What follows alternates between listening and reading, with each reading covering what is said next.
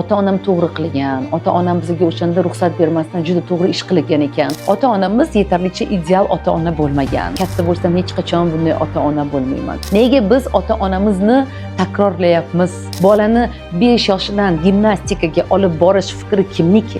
Ana shu yerda ham konflikt sodir bo'ladi. Agar bolangiz xato qilmasa, u xato nimaligini ertaga tushunarmikin? Toksichni, ya'ni toksik ota-onaga aylanamiz. Bunday bolalar perfeksionist bo'ladi. Bunday bolalar a'lochi sindromiga chalinadi. Bu uning hayoti. Eng buyuk ustoz aslida ota-ona. Natijada farzandlar baxtsiz bo'lib voyaga yetadilar. Bolamiz bilan bo'lgan munosabat, umuman olganda bolamiz bilan bo'lgan bugungi kunda agar qiyinchiliklarga duch kelayotgan bo'lsak, uni tarbiyasida qiynalayotgan bo'lsak, agar shunchaki avvalambor ayollarimizga o'zingizni bolaligingizga qaytishni tavsiya beraman. Ya'ni o'zingiz ota-onangizdan qanday tarbiya ko'rganingizni bir eslashingizni maslahat bermoqchiman. Ya'ni biz bugungi kunda mana katta bo'lib, onglilik darajasiga kelib, o'zimizni ham farzandlarimizni katta qilayotgan paytda o'zimizni ota-onamizni bugungi aqlimiz bilan baholaganda ota-onam to'g'ri qilgan, ota-onam bizga o'shanda ruxsat bermasdan juda to'g'ri ish qilgan ekan yoki tanqid qilib juda to'g'ri qilgan deb bugungi kunda, ya'ni bugungi ongimiz bilan ularga baho beramiz ota-ona sifatida. Lekin bu doim ham shunday bo'lganmi degan tabiiy savol tug'iladi va 100% aytaman yo'q. 100% aytamanki, biz har birimiz kichkinaligimizga qaytsak, bolalik holatimizdagi vaziyatga qaytsak agar va o'sha damlarni eslasak, biz ko'p paytda ota-onamizdan o'zimiz ham shikoyat qilganmiz, aziyat chekkanmiz, yoqmagan bizga ularning taktikalari va tarbiya metodlari. Qayerdadir dugonalarimiz ko'chaga chiqsa yoki qayergadir borishsa agar bizani qo'yishmasdi, ruxsat berishmasdi yoki deylik biror narsani juda ham xohlasak agar, yo'q bunga ruxsat yo'q, bunaqa emas, mana bunaqa bo'ladi deb juda ko'p joyda bizga taqiqlar qo'yishlarini eslaymiz. Va tabiiyki bizning nazarimizda, bola sifatida nazarimizda ota-onamiz yetarlicha ideal ota-ona bo'lmagan va ularni juda ko'p solishtirganmiz.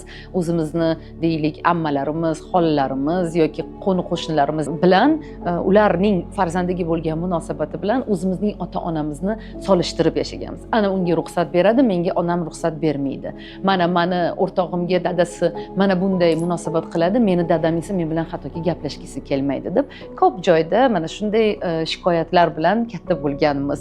Va tabiiyki xuddi shunday vaziyat hozir ham o'zimizni bolamiz bilan sodir bo'lyapti. Nima uchun degan savol tug'iladi. Aslida biz kichkina bo'lganimizda men katta bo'lsam hech qachon bunday ota-ona bo'lmayman. Hech qachon bolamga nimanidir taqiq qo'ymayman. Bolamni erkin katta qilaman deb o'zimizga niyat beramiz. Lekin katta bo'lganimiz sari o'zimiz bilmagan holatda farzandlarimizni tarbiyalayotganda ota-onamizning modelidan o'rnak olgan holatda farzandimizni shunday tarbiyalashni boshlaymiz. Va bizga qayerdadir qo'yilgan taqiqlar bugungi kunda bizning bolalarimizga ham o'tishni boshlaydi. Nima uchun bunday sodir bo'ladi? Chunki biz aslida faqatgina ota-onamizda ota-onalik modelini ko'rganmiz. Biz boshqachasini ko'rmaganmiz. Shuning uchun ham qo'yilgan ustanovkalar bormi, aytilgan gaplar bormi, hammasi bugungi kunda sekin asta bizning farzandlarimizga ham o'tishni boshlayapti. Va biz bilan qanday munosabat qilishgan bo'lsa, ota-onamiz, biz ham qayerdadir o'zimizning farzandimiz bilan xuddi shunday munosabat qilishni boshlayapmiz. Nima uchun? Nega biz ota-onamizni takrorlayapmiz? Nima uchun biz o'zimizning amalga oshmagan orzularimizni bolamizda ko'rishni istaymiz? Nima uchun bunday sodir bo'ladi? Nega biz deylik o'sha kichkinaligimizda nimadir juda qattiq orzu qilganmiz, u amalga oshmagan, endi esa o'zimizning bolamizda aynan shu narsani ko'rishni istaymiz. Bolani 5 yoshidan gimnastikaga olib borish fikri kimniki? Juda kam holatda bola o'zi buni xohlaydi. Juda kam paytda qizingiz o'zi aytadi, meni gimnastikaga bering deydi. Demaydi. Lekin sizning orzungiz qizingizni gimnastka bo'lishi. Sizning orzungiz qizingiz raqqosa bo'lishi yoki chiroyli raqsga tushishi. Sizning orzungizdan bolangiz sportsmen bo'lishi. Bolangizdan so'rasangiz agar u buni xohlamaydi. Lekin siz o'zingizni orzularingizni bolangizda ko'rishni istaysiz. Bu yaxshi ham emas, yomon ham emas.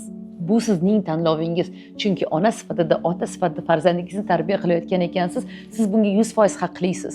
Ya'ni farzandimiz uchun aslida biz har birimiz ota-ona sifatida eng yaxshisini xohlaymiz, eng yaxshisini ravo ko'ramiz.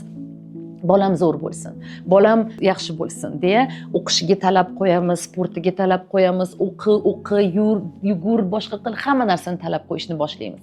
Lekin farzandingizni nazari bilan qaraganda unga bu ko'p paytda yoqmaydi. Ana shu yerda ham konflikt sodir bo'ladi. Ya'ni siz nimanidir istaysiz, bolangiz esa yo'q. Siz uni eng zo'r sportchi bo'lishni xohlayapsiz, u esa rassom bo'lishni istayapti. Sizning esa shunchaki dunyoqarashingizda rassomlik umuman noto'g'ri kasb deb shunaqa uстановка olingan. Ya'ni siz boshqacha tushunmaysiz. Ya'ni qanaqasiga rassom bo'lishing mumkin? Rassomlar kam pul topadi-ku. Rassomlik ham kasbmi? Bu kasb emas-ku deymizda va qayerdadir bolamizning orzularini, umidini, xohishlarini so'ndiramiz. Ya'ni farzandimiz uchun uning hayotini yashab bergimiz keladi. Bu yaxshimi yoki yomonmi? O'zingiz tahlil qiling va o'zingiz shunchaki analiz qiling. Men sizga hozir buni yaxshi ham yomon ham demayman. Lekin shunchaki farzandingiz uchun yashab berishingiz qanchalik to'g'ri ekanini shunchaki o'zingiz javob berib ko'ring.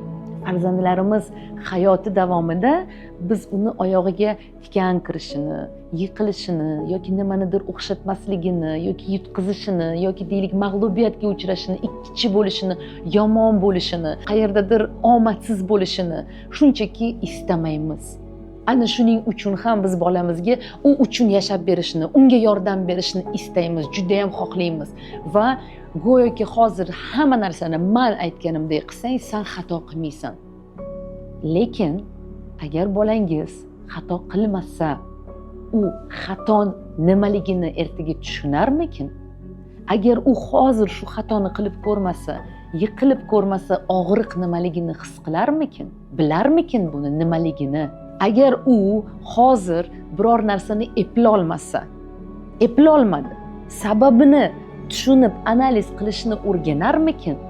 Ertaga ham siz uning hayotini yashab bermaysiz-ku. Ertaga u katta bo'lganda, voyaga yetganida, 20 yoshdan oshganida siz doim ham u uchun qayg'urib, u uchun hammasini hal qilib beruvchi inson bo'lmaysiz. Bu tabiiy-ku. Ya'ni u sizga bunga ruxsat bermaydi. Bo'ldi, bu meni hayotim. Men o'zim xohlaganimda yashashni istayman deydi. Lekin ana shu yerda ko'p ota-onalarimiz hattoki farzandi katta bo'lganda ham go'yoki u noto'g'ri qilyapti. U noto'g'ri yo'ldan ketyapti. Men ko'rib turibman, u noto'g'ri ketyapti. Men qanday bunga ruxsat beraman, yo'l qo'yaman deydi-da va manipulyatsiya qilishni boshlaydi va qayerdadir toksik ota-ona roliga kirishni boshlaydi.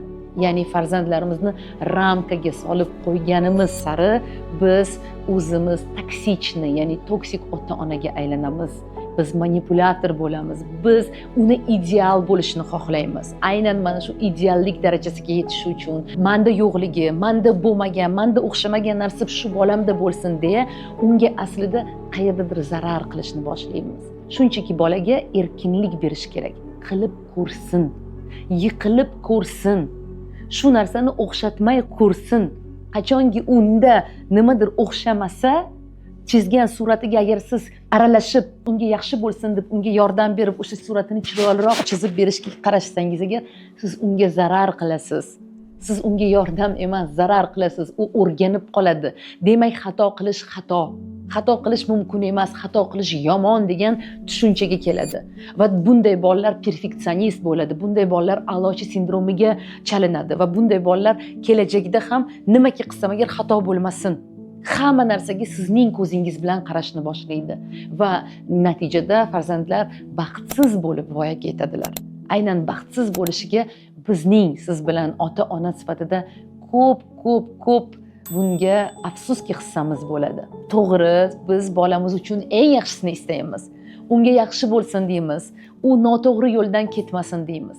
Lekin bu uning hayoti. Biz shunchaki uning yonida turib, unga dalda bo'lishimiz mumkin. Unga yo'l ko'rsatuvchi bo'lishimiz mumkin. Maslahatchi, ustoz bo'lishimiz mumkin.